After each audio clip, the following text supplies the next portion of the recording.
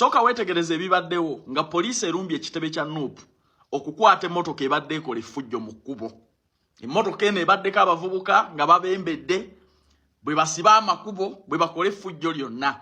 Police egigobye paka mu kitebe kya Nuupu. Tunuulire ebibaddewo nkudire.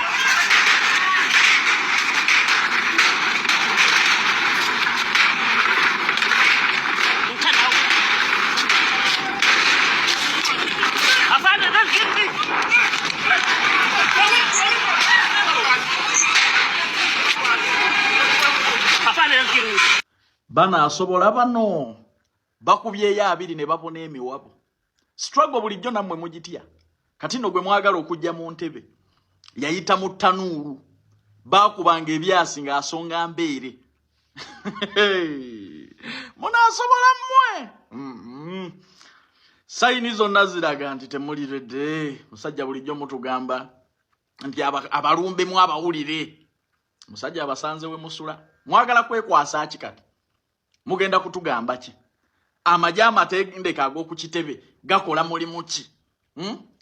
Galige mwasimbya layini omukulembeze n'akakasa nti muli bajasi bennyini gakola ddi? Okunyampulukuka kwokka okubadde wali. Anyway bantu bange ebyo bye bibadde ku kitebe kavule. Omufere wa struggle je yasimba amakanda munakola ekibiina bwe agenda kujjako mu 7 era beyita bayekera. Ebyo bye bibaddeyo mu birabye bulungi. Abantu pietera emisinde giringa emisinde. The security forces ebanga lyonna twogeraganya n'aba security forces bintu bingi bye batuzoganyamu era ebintu bingi babikola okutusala speed. Kakati saawa zino mu bwongo bwabwe balwana okulaba nti NUP eno tugisaze tutya speed. Bati nnyo ku bantu abali mu kweyiwa wano. Saawa zino amasasi gava mu kuvuga. Naye abantu mbawe 360 wali bajjudde. Wali balinze. Kitegeeza ki nti abantu bakyaliwo.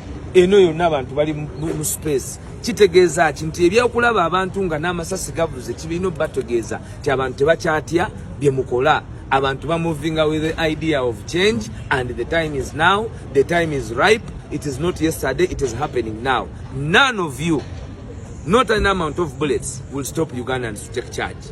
Njagala mumanye nti security forces twogeraganya nazo steps ze twatwala ezasookera ddala twazitwate tunayogera nabo nti ffe tukwata government gwe buli musirikale akubye wane essasi nga Kyagulanyi president oyina akazeeyi mu mpale buli mwezi. Oyina akazeeyi aka mu mpale buli mwezi. Kati gwoyina kusala ntotto nga tebakulabye kuyambako okuba nti otwala akazeeyiko mu nsawo kama bankumi.